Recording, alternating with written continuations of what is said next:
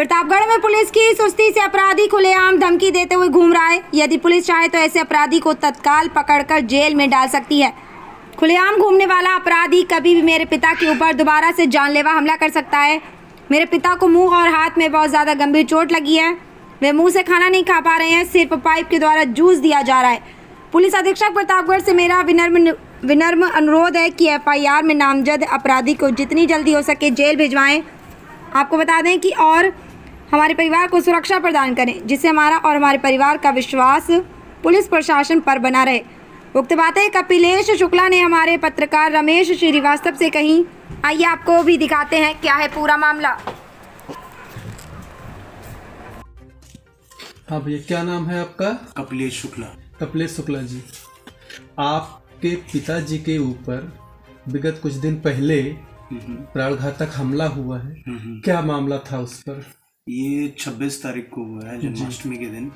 पिताजी मेरे सुबह दुकान के लिए जा रहे थे जी, और स्कूटी से जा रहे थे जी। तो हमारे चाचा जी राजेश शुक्ला जी और उनके लड़के सदाशिव शुक्ला जी और सत्यम, जी उन लोगों ने, हमारा एक जमीनी विवाद चल रहा था छोटा सा। हाँ, तो उसके आक्रोश में आके जी उन्होंने पिताजी को, उनके लड़के ने स्कूटी पे धक्का दिया और जो है चाचा ने हमारे जी फरुआ से पिताजी को मारा, जिसके कारण हमारे पिताजी को 15 टाँके लगे हैं मुंह में। जी 10 टाँके बाहर की तरफ और 5 टाँके अंदर की तरफ, जिसके कारण वो बोल नहीं पा रहे हैं। जी डॉक्टर ने मना किया उनको 10 दिन तक बोलने के लिए। जी हाथ उनका पूरा नीला हो गया है। जी हाँ, और इंटरनल फ्रैक्चर की गुंजाइश है जी और हाथ जो है मूवमेंट में प्रॉब्लम हो रही है। जी और ये इंसिडेंट होने के बाद हम जो है देलूपुर गए, जी वहाँ पे हमने रिपोर्ट लिखवाई, FIR लिखवाई।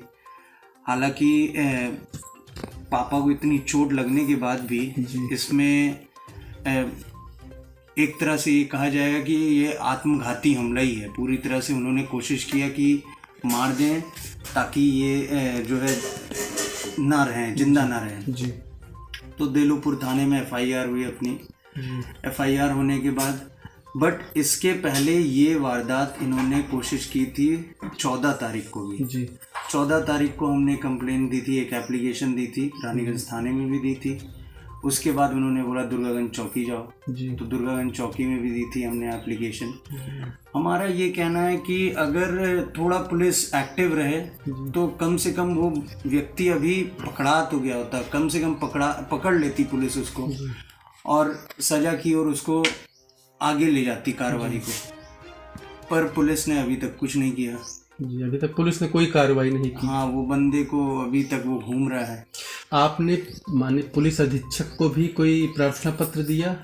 मैंने, हाँ, CO साहब के पास भी मैंने लिखा था जी। हाँ, मेल भी लिखा था और IGRS भी किया था जी।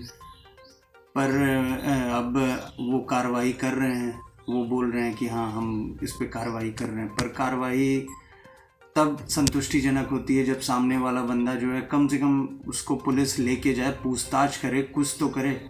अब वो बंदा खुलेआम घूम रहा है और फिलहाल तो कोई। प्रतापगढ़ के पुलिस अधीक्षक महोदय से भी आपने अपनी कोई गुजारिश की? SP साहब के पास? जी। SP साहब के पास भी मैंने मेल लिखा था जी। और लगभग 3-4 दिन पहले उनके पास मैंने लेटर लिखा था जी। तो एप्लीकेशन डाल के आया हूँ मैं।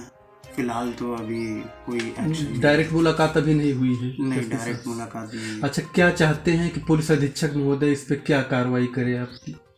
देखिए, हमको बहुत ज़्यादा तो नॉलेज नहीं है, पर हमको इतना पता है कि मेरे पिताजी को चोट लगी है जी। और हमको चाहिए सुरक्षा जी।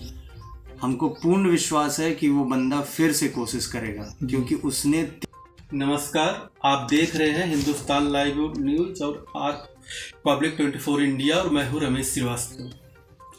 आज मैं प्रतापगढ़ जिले के देलूपुर थाने के दयालपुर गांव में रानीगंज थाना, रानीगंज थाना के दयालपुर गांव में आया हुआ हूँ। ये अरुणेश शुक्ला जी के यहाँ आप देख सकते हैं। मैं दिखाना चाहूँगा अपने कैमरामैन के माध्यम से कि इनके चोट लगी हुई है, पूरा पट्टी हुई हुई है। हाथ में देख सकते हैं पूरा यहाँ से यहाँ तक बताया जा रहा है फट गया है। मुंह में बताया जा रहा है यहाँ से यहाँ तक फट गया है, यहाँ से यहाँ तक फटा हुआ है। और डॉक्टर से भी मेरी बात हुई है और यह इन्होंने जहाँ पर इनकी दुकान है वह स्थान देल्हपुर थाना में आता है। तो देल्हपुर में FIR दर्ज हुई है। तो देल्हपुर के जो कोतवाल धनंजय राय जी हैं, हमारी उनसे भी बात हुई है। उन्होंने भी कहा है कि पुलिस की कार्रवाई चल रही है और इनके ऊपर दोबारा कोई हमला नहीं करने पाएगा और वो यहाँ पर अपराध करे हैं तो अपराधी की तरह यहाँ पर नहीं रह पाएंगे। और जाहिर सी बात है कि हमारी कार्रवाई चल रही है, जो भी कार्रवाई चल रही है मैनुअल कार्रवाई चल रही है। लेकिन सबसे बड़ा सवाल यहाँ पर जो उठ के ये आता है कि इतनी गंभीर चोट होते हुए भी पुलिस की कार्रवाई इतनी धीमी क्यों है, जबकि बताया जा रहा है कि बोल नहीं पा रहे हैं, खाना नहीं खा पा रहे हैं। नहीं तो मैं आपको इनके मुंह से ही सुनवाता। तो जो भी बातें हम आपको दिखाएंगे इनके लड़के हैं उनके द्वारा बताएंगे कि इनके पिता के साथ क्या हुआ है। और सबसे बड़ी बात यह है कि श्रीमान पुलिस अधीक्षक महोदय इस खबर पे विशेष संज्ञान लें और कोतवाल धनंजय राय देल्हपुर को जहां पर FIR दर्ज है उन्हें आदेशित करें कि इतना गंभीर अपराध करते हुए भी अपराधी खुलेआम कैसे घूम रहा है। यह पुलिस अधीक्षक के लिए चुनौती है कि क्यों जो है ये अपराधी अभी तक पुलिस की पकड़ में नहीं आया है, जबकि FIR है दर्ज है। सारी बात है, इतनी गंभीर चोट है, क्या अपराधी इसी तरह खुलेआम घूमेगा? अगर इस तरह से जब तक गिरफ्तारी नहीं होती है, अगर अपराधी खुलेआम घूम रहा है तो जाहिर सी बात है कहीं न कहीं पुलिस की नाकामी इसमें छिपी हुई है। अब आगे देखना ये है कि पुलिस इस पर क्या कार्रवाई करती है और यहाँ जो चोट लगी हुई है इसे देख करके, जिस तरह हम दिखा रहे हैं, इसे देख करके पुलिस क्या कार्रवाई करती है या विभाग क्या कार्रवाई करता है या माननीय पुलिस अधीक्षक महोदय जो है इस पर क्या संज्ञान लेते हैं, या तो आने वाला समय बताएगा।